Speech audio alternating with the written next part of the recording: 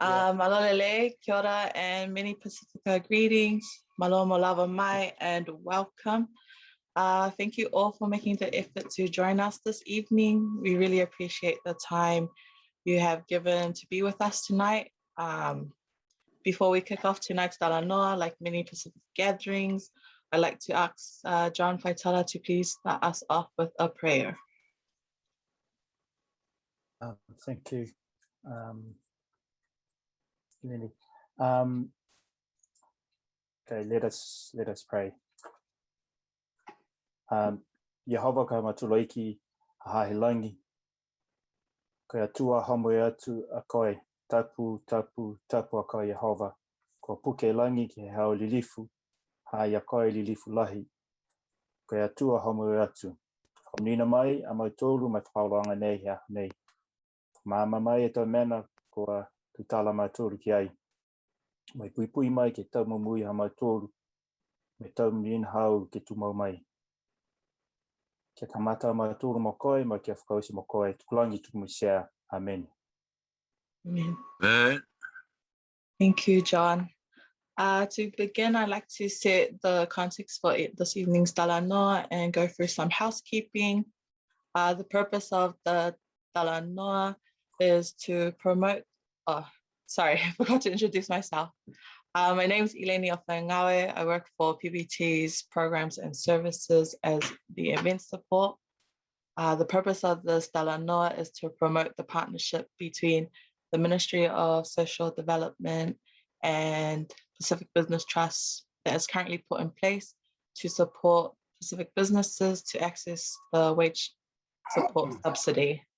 We're also here to communicate the new COVID support service provided to help Pacific businesses apply for that subsidy. And PBT is partnering with Deloitte for this to help businesses meet compliance in terms of their paperwork and application. The Talanoa is in continuation to the PBT presentation by Bilen Nato to Pacific businesses in the online forum hosted by MPP last week, and is an opportunity to ask and get answers to some of the questions raised by those Pacific businesses in the forum, and an opportunity to talk with tax partners from Deloitte who have been working to advise businesses on the government's COVID support. So do feel free to ask your specific questions, as our facilitators and tax experts are here to help. I'd like to reiterate that it is very important that you reach out and make use of the offerings available. Just for housekeeping, next slide, please. And yes, sorry, next slide.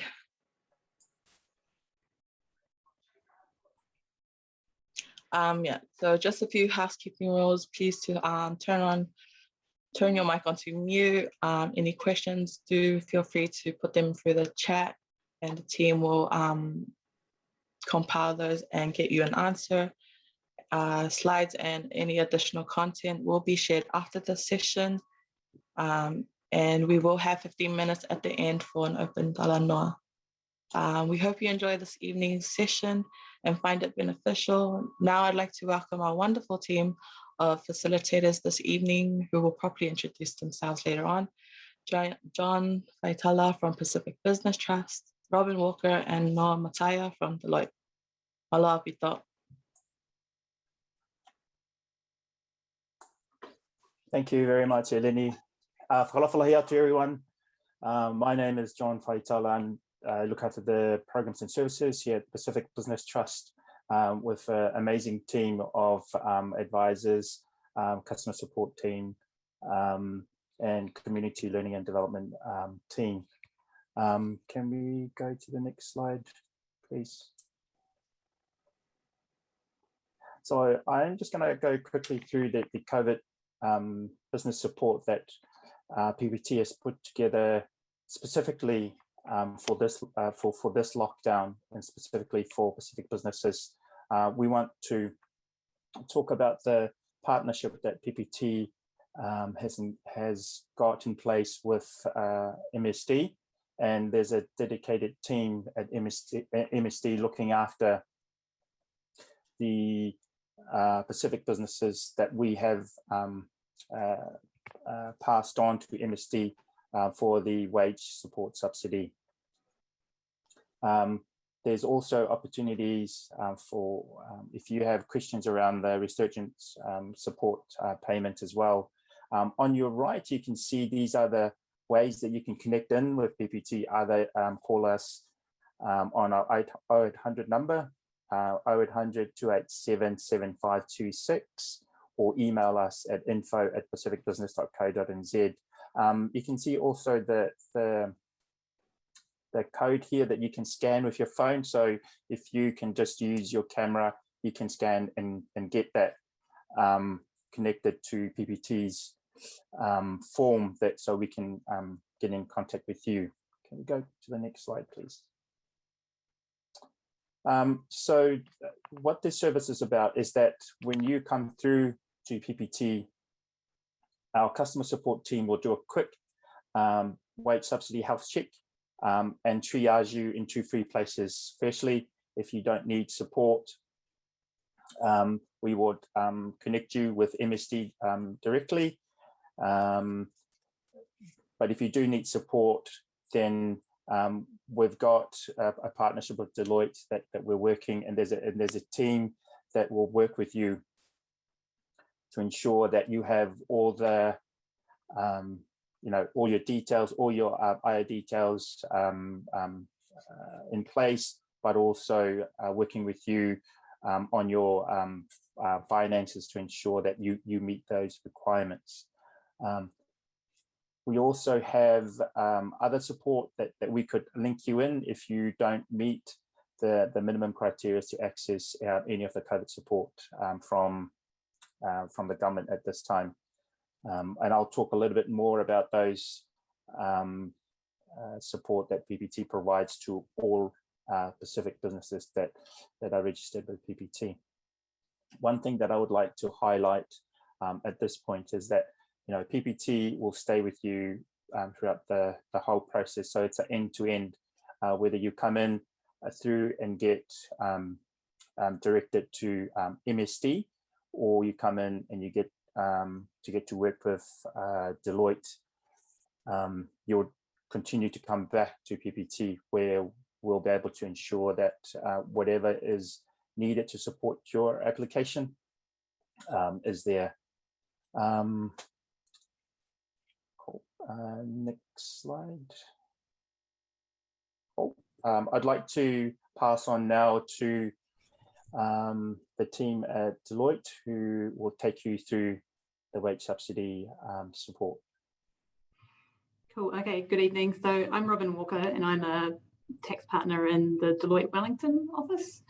In terms of my background, obviously I know a lot about tax, but when wage subsidies came onto the scene back in March last year, I don't know, tax was the natural place for this to find a home in Deloitte. So I've sort of owned wage subsidies since day one, and so I've spent a lot of time helping everybody at Deloitte and our clients to understand how the wage subsidy works and the other support available to the government. So I probably every day I get asked a new and different question. So there are legitimately a number of questions that everybody has about the wage subsidy. So I'm excited to try to be stumped by one of your questions today.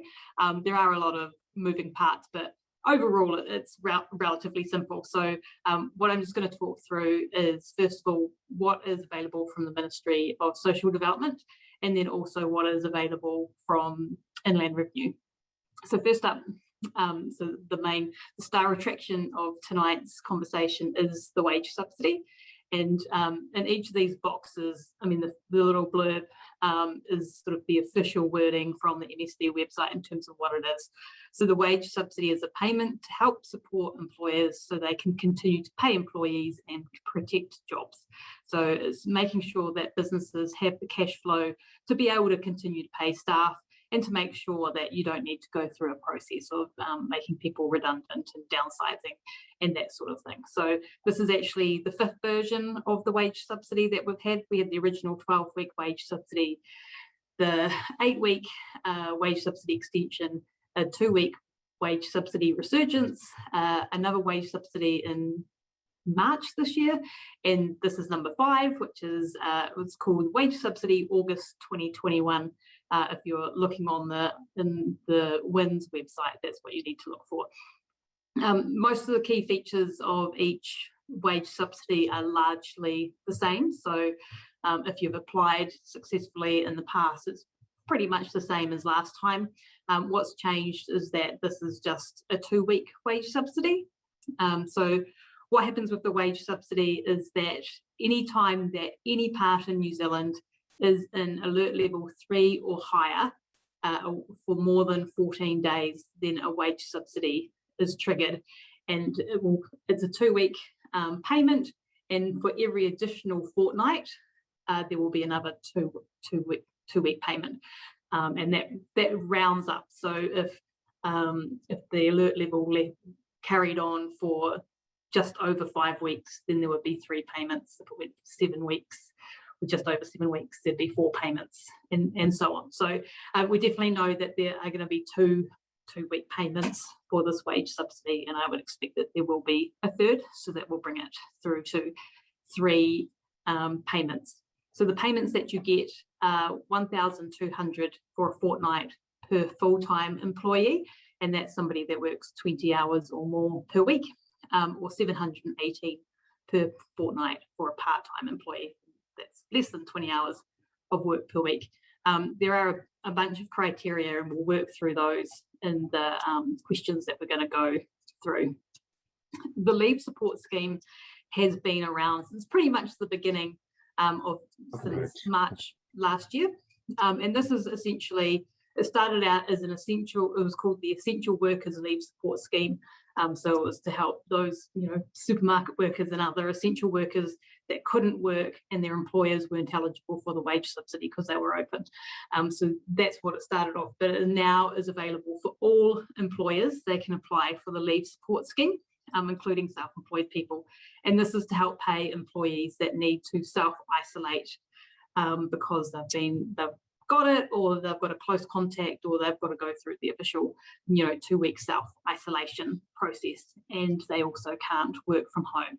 And so again, that same payment rates apply, so $1,200 per fortnight, $718 for a part-time employee. The leave support scheme is not tied in any way to alert level changes. It's not related to revenue reductions or the financial performance of the business.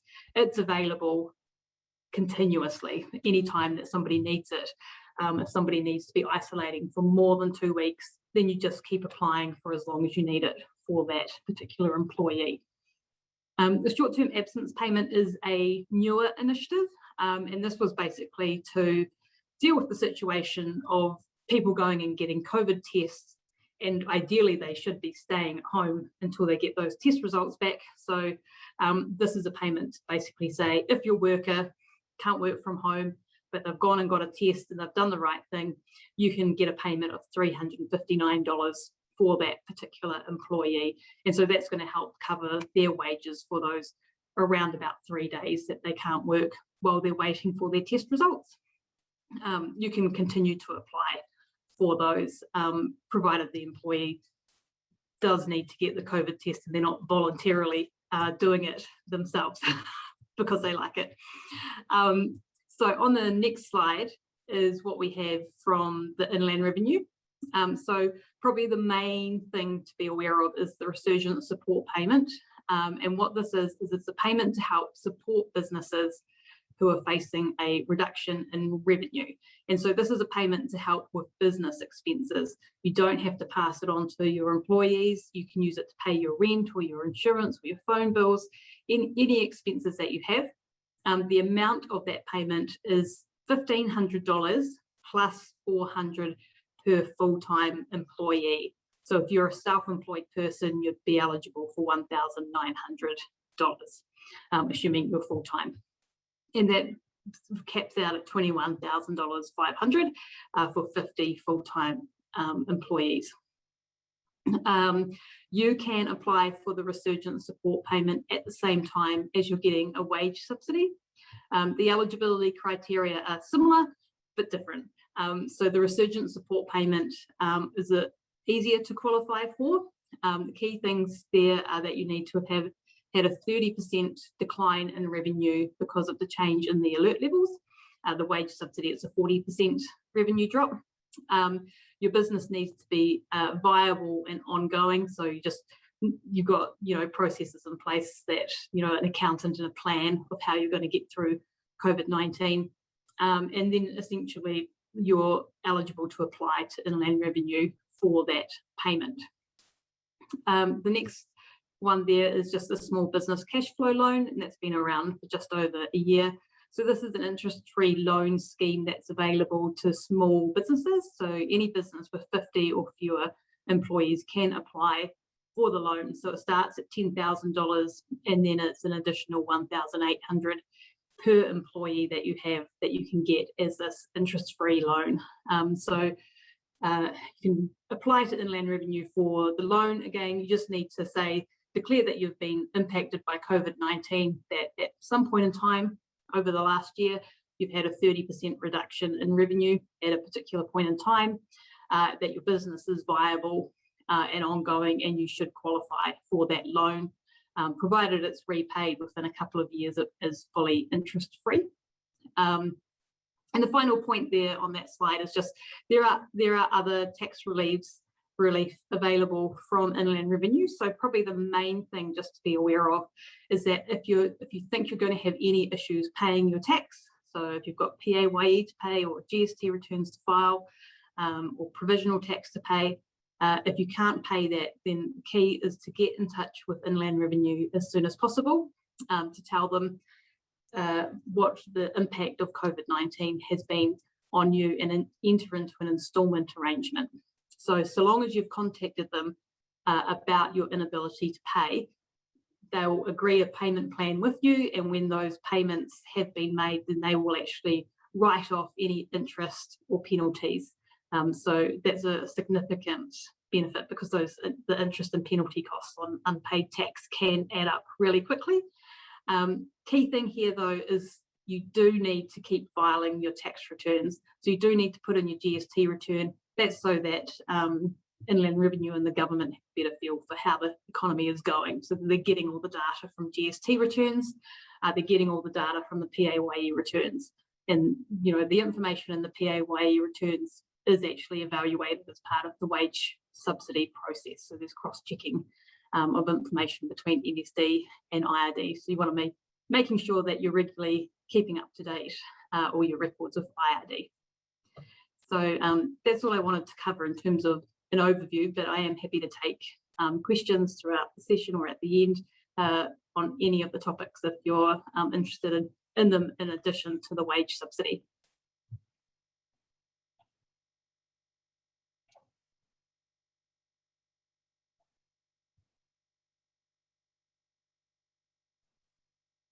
Awesome, thank you, Robin.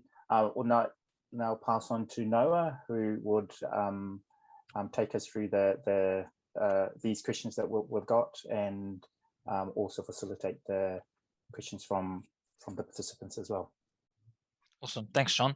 Talofa lava, everybody. My name is Noah Taia, and I work at Deloitte. So I'm an analyst within the forensics team at Deloitte, and as well as that, I play a role in PASPL, which is the Pacifica Services Group, sitting within Deloitte. So get a good mix of sort of the corporate financial investigatory side of things, as well as the awesome opportunities working with and for our Pacifica people. So I'm just here to help probe some of the questions, a lot of the frequently asked questions that are fired through to Robin, and just gain a bit of clarity for us, I guess, in this current business climate. Again, just in terms of the agenda, what we'll do is we'll go through a lot of FAQs, get a lot of the generic overarching questions out of the way, and then there's a dedicated time which will hopefully look to cover off a lot of the questions that you guys are firing through, And we'll also look to streamline it. There's a lot of people on this call, and it might get a bit hectic if everyone's piping up here and there. So we'll look to streamline that, feed that through, and answer all those questions as they come across. So yeah, please continue to fire those questions through throughout the whole session. So I guess as a starting point, currently there's a lot of information available around the wage subsidy, the leave support scheme, and it can often be overwhelming. That's a lot of the messaging that we're hearing. So for Robin, I guess as a starting point, what would a person or a business owner need to do to qualify for the wage subsidy to start off with? Yeah, so I've also just put in the chat the link to sort of the work and income official sort of landing page for the wage subsidy. So it's relatively easy to navigate. You just sort of click through it and expand it. I mean, it is a lot when you're going in cold. Key probably point is that it is available to a wide range of businesses and organisations. So any registered business, a sole trader, a self-employed person, they are all eligible. If you're a charity, so that would encompass religious organisations as well. I saw a question in the chat about that. Then provided that you're registered with the Charities Commission or under the Charities Act, then you will be eligible for the wage subsidy as well. And I should say that these are all the same for the wage subsidy, the leave support scheme, the short-term absence payment, and the Resurgence Support Payment. So if you're eligible for one in terms of your entity type, you'll be eligible for everything. Incorporated societies, non-government organisations, they are all eligible. So anybody with any sort of business or charity in New Zealand are all eligible to start with. The key things to be aware of is that you need to have had a 40% reduction in your revenue as a consequence of the change in alert levels.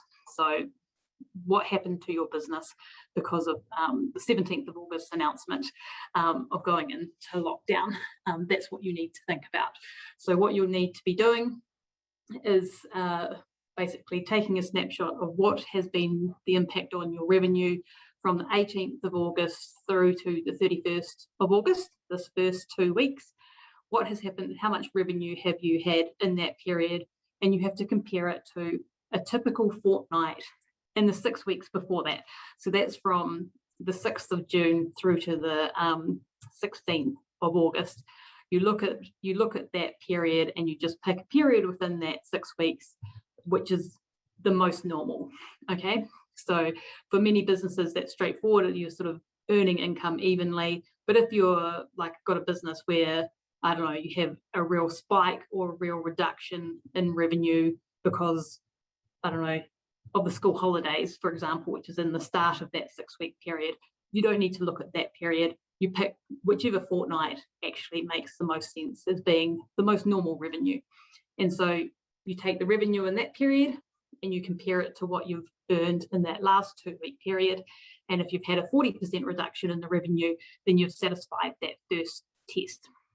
Okay, we're already at the end of that first period, but if you had applied earlier, you're able to apply on the basis of a prediction that you're going to lose that 40% of revenue, but you then have to verify after the fact that yes, that did eventuate. I have had a 40% reduction in revenue, and I'll get onto it shortly, but there is going to be a second wage subsidy period, and so if you don't end up applying for this one, but you want to apply for the next one, you know, if you wanted to do it straight away, you'll be able to do it on the basis of that predicted revenue loss. The next thing that you need to do is just make some efforts to mitigate the impacts of COVID-19 on your business.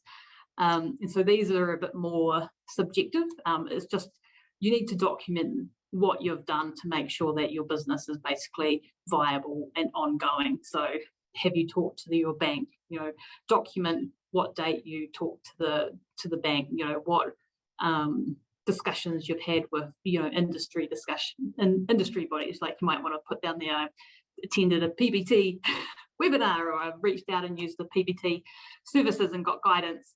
Another thing is to look at whether or not you've got any cash reserves. So if you're sitting on a mountain of money. You're in a fortunate position. So the general proposition is that if you've got the cash there that you could use to pay your employees, then you should use that to pay your employees before you apply for the wage subsidy. But that's all a little bit unclear. I mean, if you do have, you've got some money set aside in the bank, but it's already earmarked for different projects, or you've got a cash flow statement which shows that you've got a bunch of expenses coming up that fund will go to, then you shouldn't need to use that cash to pay your wages before you can apply. The other option is just if you've got any sort of business interruption insurance, if you're able to make a claim on that insurance, then you should do that rather than claiming the wage subsidy.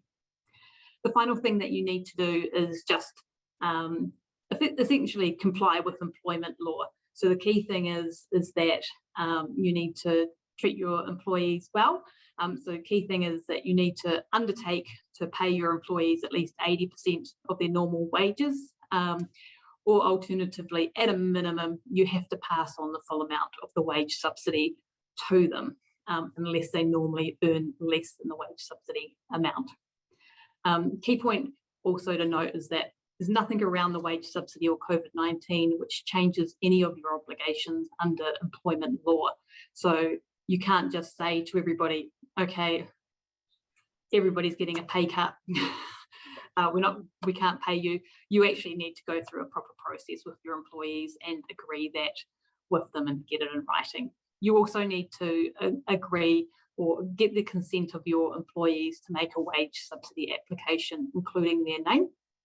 And when you go through the application process, there is a reminder of that fact, and there's a little handout that you can give to your employees. Generally, that should be relatively straightforward. So yeah, those are the key things to get into the wage subsidy. Cool. So just to recap, I know there's a lot of things in there. So being the right entity, like you mentioned, and that is a whole range, showing that 40% reduction as a result of the shift into lockdown, being able to show that reduction through fortnightly information from that period, making it an effort to mitigate the effects of COVID-19. And I think I saw a question around viability of a business, so that would be ticking that off because of how subjective that can be, and then complying with employment law.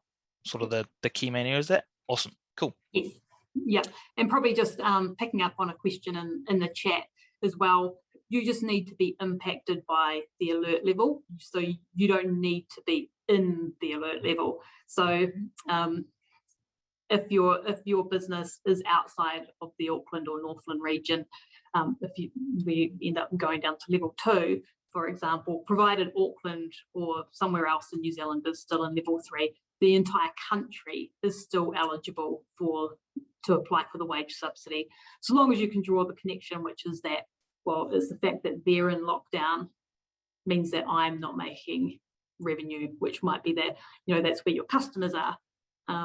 So, or, it's causing delays with, shipping and other problems. So you just need to be able to draw some sort of connection between your revenue loss and the alert level somewhere in New Zealand. Yeah, awesome. That's a good point to make too. Cool. And just given how sudden the move into lockdown was, there may be lots of questions around timings of the applications, document prep, that sort of thing. When would a business owner need to make an application for the wage subsidy by? What's the window?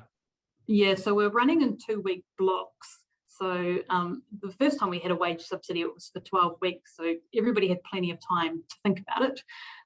This time, because it's just 2 weeks, you actually only have 2 weeks to make an application. So for the first 2 weeks of the wage subsidy, the applications actually need to be in through the MSD website by 11:59 p.m. tomorrow. Okay, so that's the key. And later on in the discussion, we'll just show you a screenshot of the application form. So it is relatively simple. You don't need to have the application accepted or anything. So so long as you've got it in by the deadline, MSD will still process it. It normally takes a few days to get them processed. So yeah, that is the key date. So if you don't apply for the first wage subsidy, it's sort of a use it or lose it situation. So if you miss that deadline, you won't be able to make an application. But on this Friday at 9 AM, a new application will open for the next fortnightly wage subsidy. Okay, so if you're predicting that your revenue will be down 40% in the period of 31 August to the 13th of September, if your revenue is going to be down 40% for that period, then you'll be able to apply for that second wage subsidy, and all the same criteria apply. Cool, awesome. And now, understandably, this is a difficult time for a lot of different people, and exceptionally tough for business owners who are unsure of how or what to communicate to employees. So as a business owner, what are sort of the top things that you need to be saying to your workers during this time? Yeah, so the key thing is that you need to let them know that you are making a wage subsidy application on their behalf.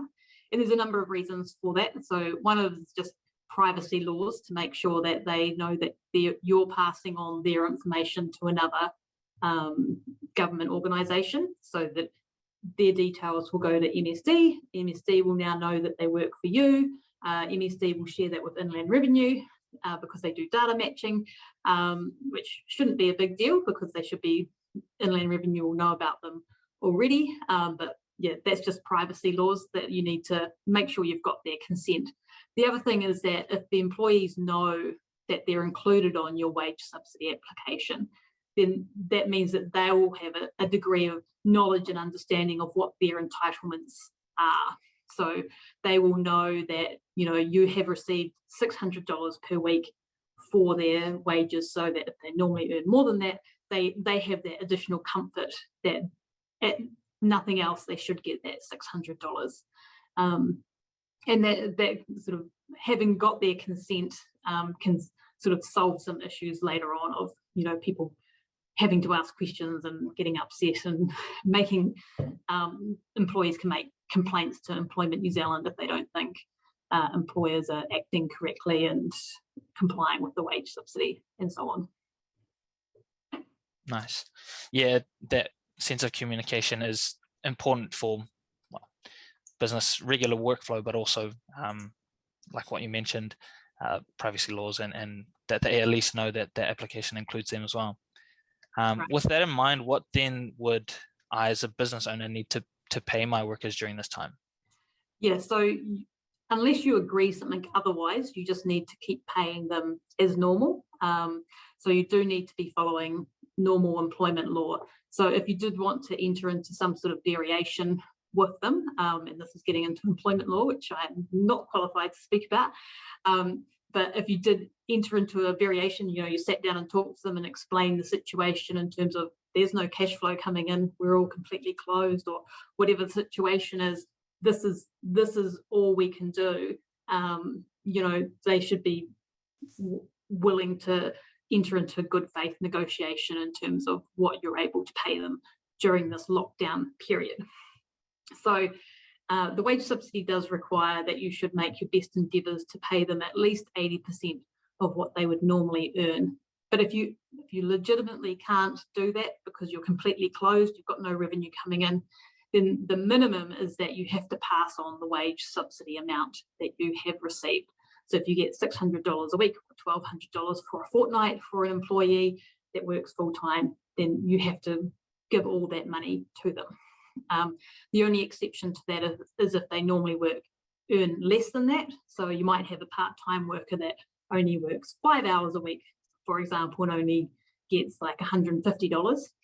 You don't give them the $359 that you've received. You just give them their normal salary or wages of that $150. That additional amount that's left over, that can be used to top up the payments that you're making to your other employees. Cool, awesome. And just to shift focus here a little bit to those who may be self-employed, so the tradies, farmers, writers, artists, etc. What do they have access to? What are they eligible for at this time? So self-employed people are completely eligible as well. So the key thing there, and maybe we'll link into the sort of common errors that we're having fed back to us, is that self-employed people can get it, but the key is that there is information matching to ensure that you're eligible for it. So MSD can take the applications, and that data gets sent over to Inland Revenue. And so if you've got a business, you should be registered with Inland Revenue that you are a business. And so the key thing would be to make sure that Inland Revenue knows that you've got a business. And this might be particularly for people that have become self-employed in the last year. You might not have felt that have had a need to notify Inland Revenue that there's a change in circumstance. You're no longer an employee, you're self-employed, and you're running this business. So what I would say is to make sure that you are getting in touch with Inland Revenue and making sure that they know what you're doing, and they can help provide guidance in terms of any other tax obligations that exist as a self-employed person. So giving you guidance about whether or not you need to register for GST and do other tax things. So yeah, all of the schemes are eligible, available for self-employed people. Yeah, that's probably the key point I got there. Cool. And apologies, I skipped the previous question. Sorry, Carla, let me go back to that, which is pretty fitting. So I guess the question was, what would happen if I made a mistake on the application? Yeah, so what happens is that MSD and Inland Revenue, they use computers to match things, and then it will spit out if there's errors. So essentially the key errors that are coming through is that the information in the form that has been submitted to MSD isn't matching the Inland Revenue's information. And that could be a number of ways. It could be that the Inland Revenue doesn't know that you've got a business if you're self-employed.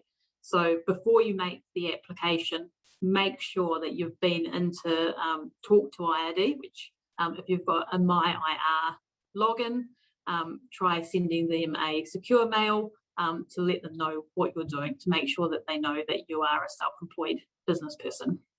If you've had changes to your employees, depending on how frequently you're paying them, you might not have updated Inland Revenue on who your employees are. So if you've had changes, people have resigned, new people have started, if you haven't yet notified Inland Revenue that these are the people that work for you, that's when there'll be an error between your form with MSD and what the IRD records are. So do make sure that when you're putting in your wage subsidy application, that you're also double checking who's an employee registered against you with the Inland Revenue. And so again, get in contact with Inland Revenue to make sure that they've got the most up-to-date information about your employees. If there's just something else wrong, then I would expect that MSD should get in touch with you. So all of your contact details are included in your application. So they potentially will ring you up just to ask a few questions or to clarify anything if it's not clear. So probably one of the things to be aware of is that so long as you've got your application in by 11:59 p.m. tomorrow night, if there's a mistake, they will still go through a process of trying to resolve that with you. It won't just be declined and you'll miss out altogether. They'll still go through the process of trying to correct any minor errors. Cool, awesome. And so just focusing back on the wage subsidy, once a person or a business has gone through the application process, ticked off the requirements, they've received the wage subsidy, what are they then able to spend the money on? Yeah, so the key thing is that it has to be passed through to the people that you applied for the wage subsidy in relation to. So that's relatively straightforward. It all just goes to your salary and wage cost. Like I mentioned before, if you've got somebody that earns less than the wage subsidy amount, you are allowed to take that excess amount and apply it against other employees. If it was just yourself as a self-employed person and you normally earn less than the wage subsidy amount, so you've got nobody else to apply it to, then in that case, you need to return any excess amount to MSD. And there's a bunch of different scenarios as well where you might have people that are on parental leave or ACC leave and all sorts of other things. Generally, if you're getting government support for an employee of some other form, then you can't get the wage subsidy for those people as well. So if you've got anybody off on ACC, don't include them in your wage subsidy application. But if the ACC period finishes, for example, halfway through a wage subsidy, you can then apply for those people. Cool. And now shifting onto the leave support scheme, maybe just for those who join the call late or miss your explanation, could you give like maybe a 2-sentence explanation of what it is and when a person can claim it? Yep. So the leave support scheme is basically to cover the cost of people that aren't able to work because they need to self-isolate for a number of reasons, which I'll go through. So the leave support scheme has no connection with your revenue. The only thing that you need to qualify is that you need to be a business or a self-employed person. So you can apply for it as a self-employed person, and the person can't work from home, and they can't work because of a COVID reason. So essentially, those are the key things for the leave support scheme. So the criteria for it, I'll just put it in the chat because there are quite a number of them, so it's useful if you can see the different things. Anyway, so to get it, you need to have an employee who can't come to work because of a health-related reason. And I will put in another link because there are many things to look at. Let me just put it in here. So these are health conditions which qualify for the leave support scheme. And so who can get it is that your employee or yourself as a self-employed person, you need to have COVID-19, or you must, and you have to self-isolate until a doctor tells you you can leave isolation. You are a close contact of someone who has COVID-19 and you have to self-isolate, and that's all been confirmed up with health officials and is registered with the National Contact Tracing Centre. If that person is like a child or a dependent, as a caregiver, then you can also qualify if you've got to take time off work while those people that you're caring for are having to self-isolate. If you are considered higher risk if you contract COVID-19 and a doctor has told you that you should self-isolate while there is community transmission of COVID-19, then you can also qualify, okay? And also if you have a family member who have one of those higher risk health criteria. Okay, so the last link that I put in is the health criteria, and so there are a number of them. So first of all, you could have a medical condition with compromised immunity. So these are like lung diseases, heart conditions, hypertension, diabetes, kidney problems, or liver problems. If you're going through any sort of treatment, so chemotherapy, transplants, any sorts of cancers, immune deficiency diseases, then you qualify. Older people, so anybody that's over the age of 70, potentially they fall into that higher risk category. People in aged care facilities, they also satisfy that. Hopefully they're not also working, but I'm sure that's possible. There are also other contributing factors, and so there is a recognition that Maori, Pacific and other ethnic minorities do have generally greater health risks associated with COVID-19, and so there are a number of factors in there which could also contribute to you being considered at risk. It also mentions smoking, obesity and pregnancy. So if you've got a staff member who is, I think it's in the 3rd trimester, if they're not comfortable coming to work because of their pregnancy, and there is community spread, then they can qualify for the leave support scheme as well. So it is quite a wide range of people that can actually qualify for this particular support. When you are making an application, obviously this is a lot of private and sensitive information. So key thing here is that if your employee tells you that they can't work and that they meet one of these criteria, you're not obliged to, grill them and to, get confirmation of which specific thing means that they can't come to work. You're allowed to rely on their assessment that they can't work because of these particular health reasons. Okay, so you can, so long as you get that confirmation from them that they've got this health condition, then you can put in an application. And so you will get a 2-week payment for each time you put in an application. So as long as somebody can't work, then you can continue to apply for these 2 weekly payments. Cool. Mindful of time, so we'll try and whiz through these FAQs to get to your guys' questions. Yeah. So when can you claim the short-term absence payment? Yeah, so this is when somebody has just taken the test and it's effectively saying for those 2 or 3 days while they're waiting for the test result, then you can apply for that. So again, there's no revenue loss criteria for this. This is just if you've got an employee that's doing the right thing, taking the test, they can't work from home, they might work on a construction site or wherever your workplace is, you can get this $359. And so that helps pay for their time that they've got off. So they might be taking sick leave because they've probably got some sort of symptoms, so they shouldn't be working. So they can be taking sick leave, but this helps you fund that sick leave. So it's recognising the fact that you as an employer, you're paying them sick leave, but you're also having to pay somebody else to do their job while they're not there. Cool.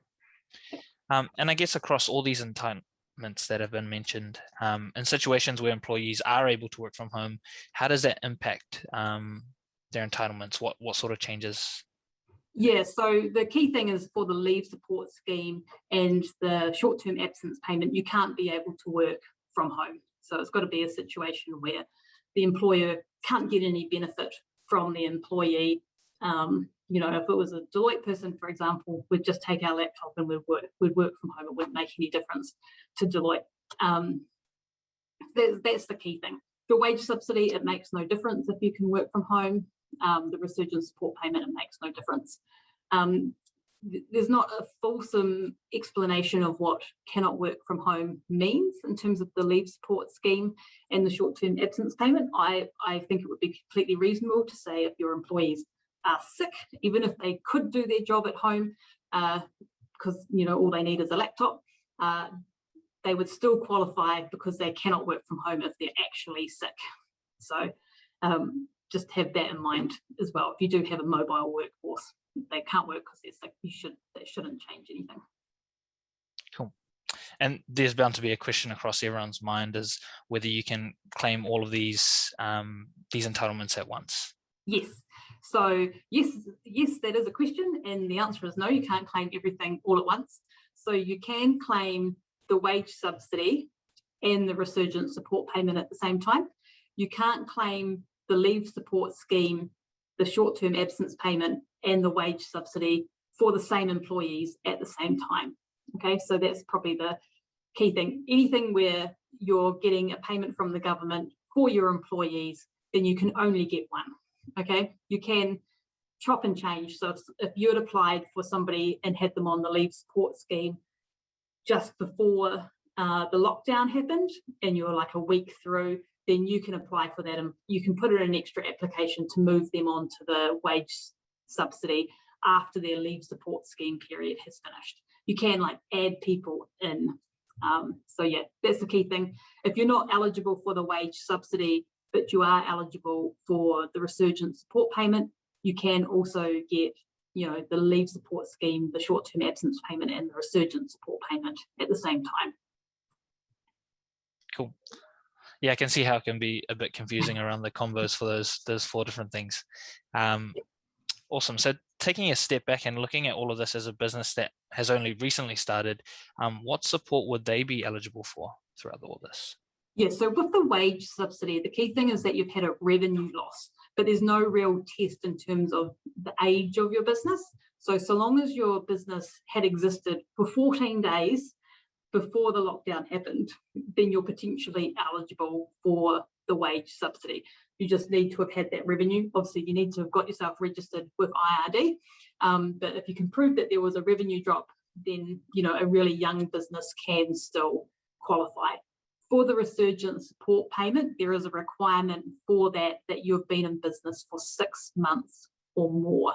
So those newer businesses, they won't necessarily qualify for the Resurgence Support Payment. Cool. And final question from our FAQs. As a self-employed person, do I have to receive a salary prior to COVID lockdown to be eligible? Yeah, so this sort of links into the previous question. So you don't necessarily have had to have paid yourself a salary, but your business needs to have had some form of revenue in order to be able to prove that you've had a reduction in revenue because of the lockdown. Awesome. Cool. I think that's, well, that little burst at the end took us through to the end of our FAQs. So my team in the background will continue to send through your questions, and apologies in advance if we don't get to go through all these. Trying to streamline it and get through as many as we can. So first one from the group, Robin, was, do we pay back all of the support payments you mentioned? No, so the only thing that needs to be paid back is a small business cash flow loan. The rest of it is a government grant to you. There's no obligation for you to repay them, unless, of course, it subsequently transpires that you weren't eligible. So if you applied on the basis of a predicted revenue loss and that didn't actually happen, you would need to repay it, but otherwise the money is completely yours. Cool. And what happens if you've already applied for the wage subsidy scheme and they are now requiring more information from you? So just provide them with the extra information and hopefully it will clear through and be approved.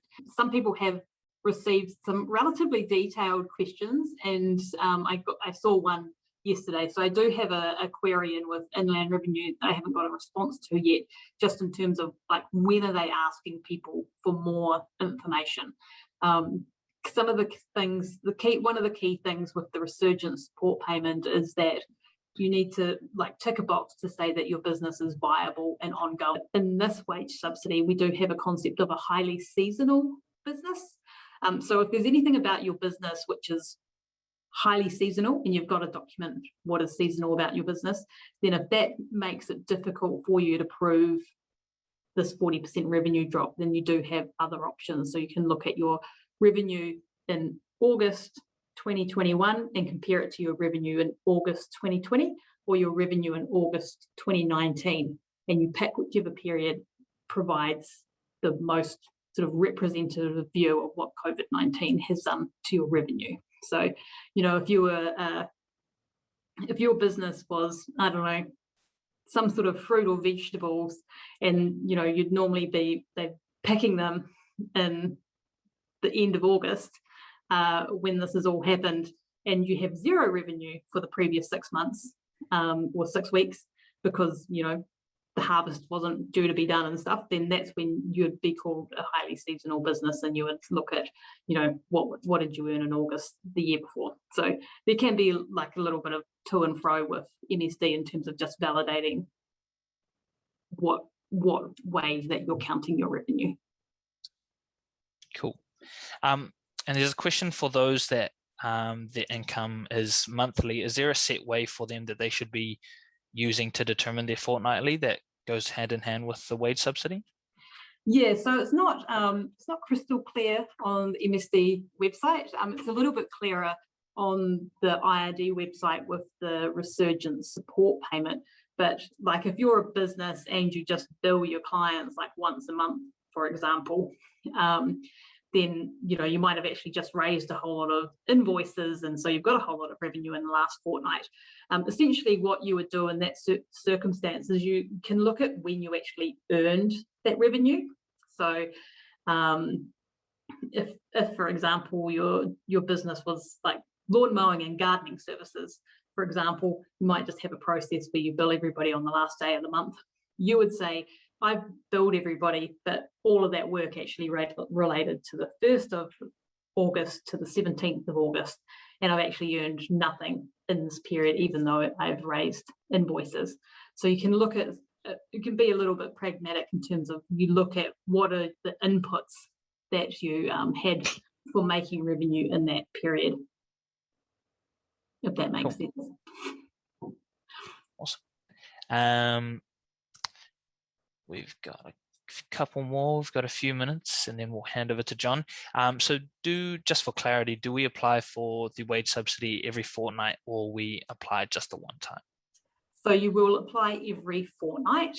And the key thing is that your wage subsidy starts from the 2 weeks from your application. So if you applied today, MSD is supporting your wages that you're paying to your employees from the 1st of September through to the 14th of September.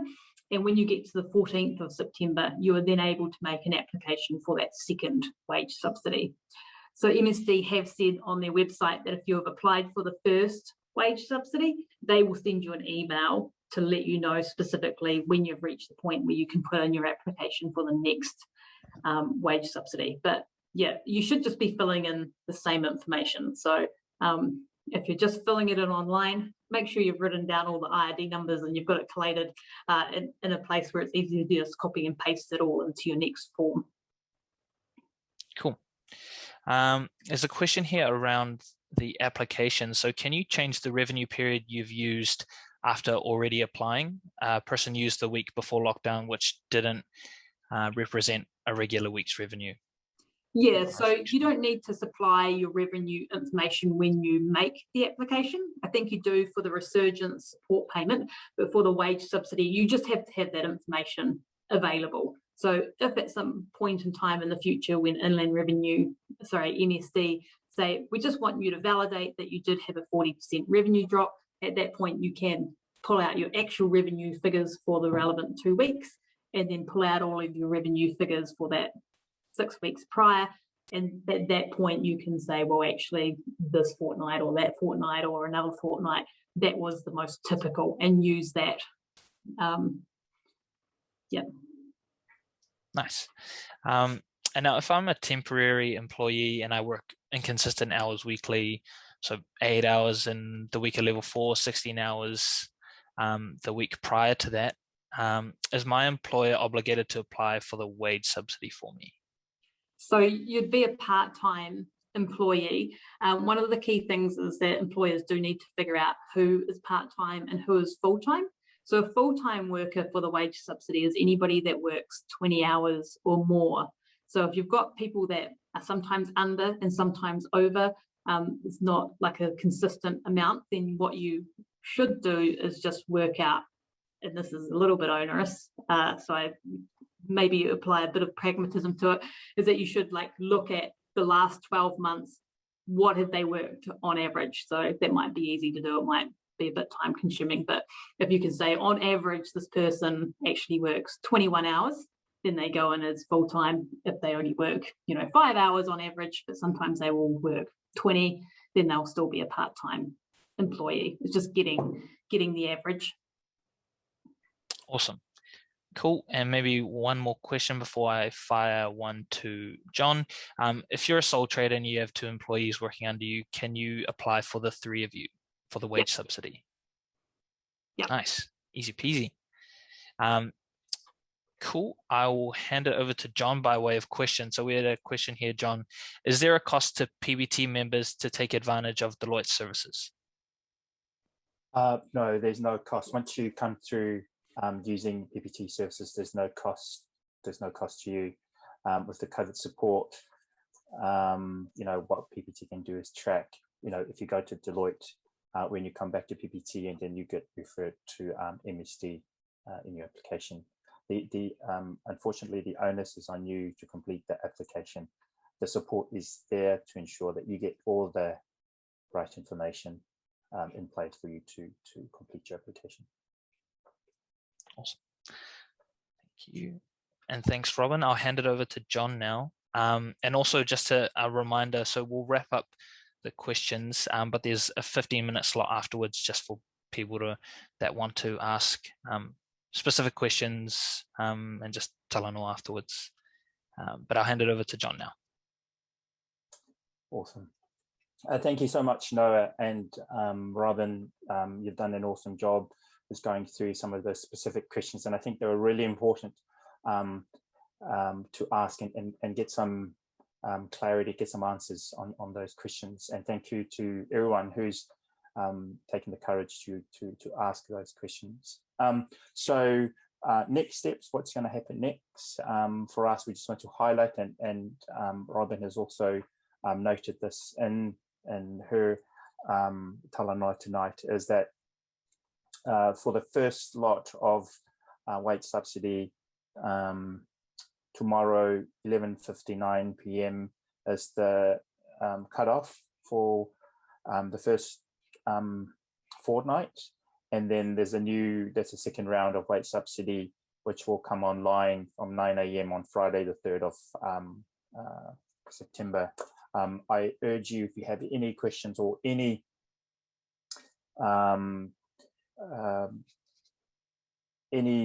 support that you might need to help you with the application, connect in with PBT either through our email, our phone number here, or just scan this QR code here. So if you put up your phone, just use your camera and it should direct you to the form.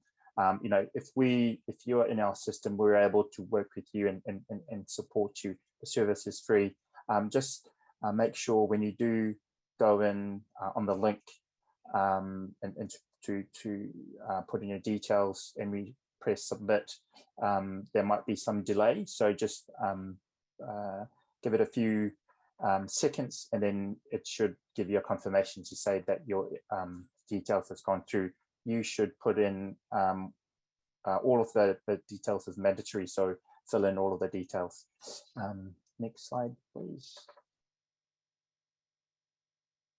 So we just wanted to highlight what the application would look like, and I'm sure if you're already applied for this, you will be familiar with this, but just in case some of you haven't applied, because we are hearing from MSD, not many Pacific businesses have applied, have gone directly to MSD, and also looking at the queries that are coming through to us, they still, we still want to get the information out to the community to make use of the support that PBT is providing. So if we look at, if you're self-employed, so this is the application form.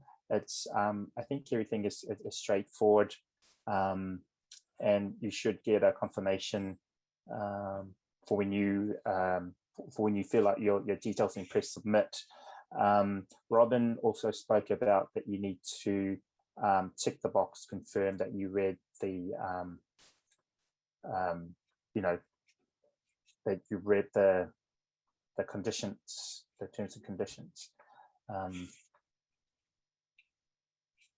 for your form to go through. So if you are a business with employees, your form is slightly different because you need to put in your employee details in here, and as we said earlier, you need to get approval from your employees to be able to say that you're applying on their behalf as well. So with our next slide, beyond the COVID support service at PBT, we've got our ongoing support that we provide Pacific-owned businesses that come through our doors, and all of these services are free for any Pacific business. You get to work with a business advisor who will sit down with you and talk through what you need for your business. And these business advisors, there are PBT business advisors, so we've made sure that they'd have the experience to be able to talk to you about your business and your context. Also, within our BAU program is our grants for services. So this is the capability building grant where you can get support to work with service providers within the PBT service provider network to help you build your capability. So these grants, you could be entitled, depending on the size of your business, you could be entitled, to up to $5,000, and that's to get somebody to help you either help you with the business planning, help you with putting together process for your systems, forecasting, any support that you need to build capacity and capability within your business. So we also have, and I mentioned earlier, the service provider network. These professionals that we've recruited into our network to work with Pacific businesses, and what we do is ensure that they have the cultural competency to work to understand the Pacific context as well, and the grants for service will pay them to work with you. And the other support that we have at the moment as well is the procurement support service, which is a very specific support where we work with service providers on health and safety, on helping you with your tender or your pricing as well.